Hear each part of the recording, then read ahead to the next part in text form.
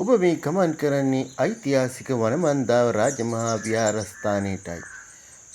ගිරුල්ල නාරමල පාරේ මීටර් 300ක් විතර ගොස් වම් අත පැත්තට හැරී කිලෝමීටර් 5ක් 6ක් පමණ ගිය තැන මේ ඓතිහාසික දර්ශනීය රජමහා විහාරය හමු වී මේ ප්‍රධාන පිවිසුමෙන් ඇතුල් වී මේ පඩිපෙළ ඔස්සේ ඉහළට යන විට මේ විහාරස්ථානයේ පළමු මහලට පිවිසීමට හැකියාව ලැබෙනවා. ඉතින් මේ විහාරස්ථානයේ පළමු මහලේ සිට වම් පස බැලුව විට අපිට දැක ගන්නට පුළුවන් විශාල ගල් පර්වතයේ මස්තකයේ ගල් පර්වතයේ යට නිලා අඹා තිබෙන ඒ ඉතාමත් දර්ශනීය සමාධි පිළිම වහන්සේ. ඉන්පසු නැවතත් මේ පඩිපෙළ කිහිපය නැගගෙන ඉහළට යන විට අපිට දැක ගන්නට පුළුවන් මේ විහාරස්ථානයේ තියෙන ඉතා විශාල අවුකන පිළිම වහන්සේගේ අනුරුව වහන්සේ. ඔබට මේ දර්ශනය වෙන්නේ අනුරුව ඉතාමත් විශාලාකාර පිළිම වහන්සේ නමක් දර්ශනීයව නෙලා තිබෙනවා. අපිට අනුරාධපුරයේ ඉදිරියට ගොස් දකුණු අත පස්සේදී වගේම අපිට දැක ගන්න පුළුවන් බෝධීන් වහන්සේනවා. මේ විහාරස්ථානයේ තිබෙන බෝධීන් වහන්සේ දෙනමලා දෙනමක් මේ විහාරස්ථානයේ වැඩ වාසය කරනවා. වන්දනාමාන කරගෙන ඔබට දැක ගන්න පුළුවන් ඒ ස්ථානයේම අඹා තිබෙනවා සිද්ධාර්ථ කුමාරගේ උප්පත්තිය අඹාතමත් දර්ශනීය ආකාරයට අපිට දැක ගන්න පුළුවන්. තවත් පඩිපෙළ කීපයක් මේ විහාරස්ථානයේ විහෙර වහන්සේ පුදා ගන්නට අපිට හැකියාව ලැබෙනවා. විහෙර වහන්සේ මැද කොටාගෙන විහෙර වහන්සේ මදක් ඇතුළට ගිය තැන අපිට දැක ගන්නට පුළුවන් ගොස් මේ විහාරස්ථානයේ තියෙන දර්ශනීය බලපුවාම අපිට දැක ගන්න පුළුවන් මේ ලාවලා තිබෙන ස්ථානය. අනුරූ කීපයක්ම අඹා තිබෙනවා. සිදුහත් චාරිතයේ සංසිද්ධි සහ බුදුරජාණන් වහන්සේගේ ජීවිත කතාව අලලා මේ පිළිම අඹා තිබෙන ආකාරය අපිට දැක ගන්න පුළුවන්. ඔබට දර්ශනීය වෙන මෙම යකඩ වැට ඔස්සේ පහළට ගොස් තවත් අපිට විශේෂ වූ පිළිම වහන්සේලා කීප නමක් දැක ගන්නට පුළුවන්. මේ දුෂ්කර ගල් පඩිපෙළවල් අස්සින් මේ වැල් අස්සින් ගිහිල්ලා ඉතාමත් අලංකාර පරිසරයක මෙම පිළිම වහන්සේලා නිලා තිබෙනවා. ඉතින් අපි යමු ඉස්සරහට මේ පිළිම වහන්සේලා බලා දැක වන්දනාමාන කරන්නට. ඔබට පේනවා ඇති ඈතින් මේ කුඩා ගල් පර්වතය මස්තකයේ ඉතාමත් දර්ශනීය ආකාරයට සුජාතා සිටුදුව කිරුපිඩු දානය පූජා කරන ආකාරය නෙලා තිබෙනවා අඹා තිබෙනවා. ඉතින් එය බලාගෙන අපි ඊන්පසු වැඳ පුදාගෙන තවත් ඉදිරියට ගමන් කරන විට අපිට දැක ගන්නට පුළුවන් මේ ස්ථානයෙන් වමට හැරි මේ ගල් චූටි ගල් අතරින් තමයි ඉතාමත් දුෂ්කරව ගමන් කරන්න ඕනේ. නමුත් ඉතාමත් අලංකාරව එම ස්ථානය පිහිටා තිබෙනවා. මේ ගල් දෙබුක්කාවෙන් ඉහළට නැගිලා ගිහින් මේ වැල් මුල් පාගගෙන වැල් අස්සෙන් ඉහළට ගොස් බලනකොට අපිට තවත් මේ ස්ථානයේ දර්ශනීය අඹා තිබෙන පිළිම දැක ගන්නට පුළුවන්. අපි එම ස්ථානයට ගමන් කරමු. මේ ඉතාමත් වයසක අයට නම් මෙම ස්ථානයේ ගමන් කරන්න ටිකක් අපහසුයි.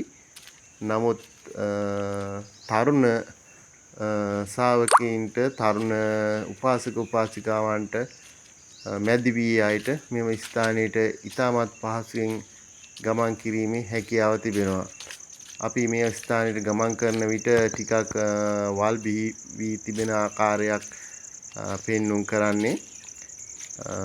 මෙය වෙසක් පුසුන් කාලවලදී ඇසළ කාලවලදී ඉතාමත් සුද්ධ පවිත්‍ර කර තිබෙනවා. ඉතින් ඔබට මෙම ස්ථානයේ දැක් ගන්නට පුළුවන් විස්සන්තර ජාතකයේ නිරූපණය කරලා තිබෙන ආකාරය. සාලිය ක්‍රිෂ්ණ දිනා යන දෙදෙනා මේ ජූජක බමුණාට දන් දෙනවා. මන්ත්‍රී දේවිය පැත්තක සිට බලාගෙන දුක් වෙන ආකාරය ඉතාමත් හොඳින් නෙලා තිබෙනවා. ඉතින් අපි එතනිනුත් ඉදිරියට යම් මේ ගල් කුඩා ගල් කුල උඩින් ගමන් කරලා ඉතාමත් අමාරුවෙන් මේ ස්ථානින් ගමන් කරන්න ඕනේ. ගමන් කරලා මේ වැට තියෙන්නේ ඒ ගමන් කරන මාර්ගයට අත්වලක් වශයෙන් තව ඉදිරියට යදී බුදුරජාණන් වහන්සේ සිද්ධාර්ථ කුමාර අවදී දුෂ්කර ක්‍රියා කරපු ආකාරය නෙලා තිබෙනවා. ඉතින් අපි එතනොත් තවත් ටිකක් ඒ ස්ථානිනුත් ඒ නරඹගෙන මේ වනය මැද්දින් තවත් පොඩ්ඩක් ඉස්සරහට ගමන් කරමු. ඒ ගමන් කරද්දී අපිට දැක ගන්නට පුළුවන් අපිට තවත් ඈතින් දර්ශනය වෙනවා ඊටමත් හොඳින් නෙලා තිබෙන එක එක පිළිම මේ අපිට දැක ගන්නට පුළුවන් ඉන්නේ මිහිඳු මහරහතන් වහන්සේ වැඩමවීම සිහිවීම සඳහා නෙලා තිබෙන ඒ පිළිම වහන්සේලා මේ රජතුමා මුවා පසුපස යන දර්ශනයත් ඉතාමත් හොඳින් නෙලා තිබෙනවා. ඒ වගේම අපිට පල්ලෙහාට ඉද්දී අපිට පේනවා මෙම විහාරස්ථානයේ නැවත ප්‍රධාන බෝධීන් වහන්සේ ළඟට තමා මේ රවුම ගිහිල්ලා අපි පැමිණෙන්නේ. එම බෝධීන් වහන්සේ ළඟ සිට දකුණු අත බැරින්න ගල් පර්වතය පාමුල සමාධි බුදු පිළිම වහන්සේ නෙලා තිබෙනවා.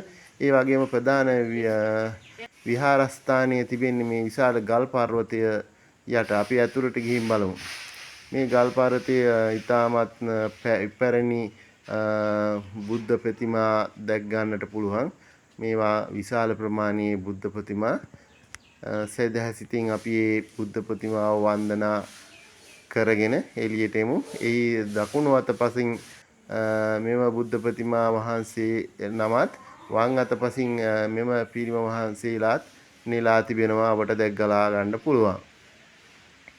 ඉතින් අපි එතනිනුත් එළියට ඇවිල්ලා විහාරස්ථානයේ එළියට පැමිණෙන විට මේ ඊටමත් දර්ශනීය පිළිම වහන්සේලා මේ නෙලා තිබෙන ආකාරය අපිට පේනවා. ඒ වගේම මෙතන යට දහම්සොඬ ජාතකයක් නිරූපණය කරලා තිබෙන ආකාරයක් පේනවා. එම ස්ථානයේ යන්තම් පේන්නේ මේ අපට පේනවා ඇති යක්ෂයා. ඒ වගේම ඒ දහම්සොඬ රජුරුව ගල මස්තකී තිබෙනවා. ඒ වගේම අපිට මෙතනින් පල්ලෙහාට යන විට මහරහතන් වහන්සේලා අපිට දැක බලා ගන්න පුළුවන්.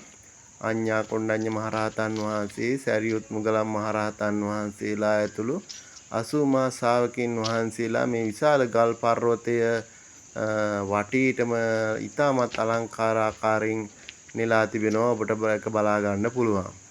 ඉතින් අපි උන්වහන්සේලාත් වඳ නමස්කාර කරමින් අපි ඉදිරියට යන් මෙතන පීඩිම වහන්සේලා විශාල ප්‍රමාණයක් ඊටමත් දර්ශනීය ආකාරයෙන් නෙලා තිබෙනවා. ඉතින් මේව විහාරස්ථානයේ නරඹීමට ඔබ සැම සියලු දෙනාත් පැමිණෙන්න.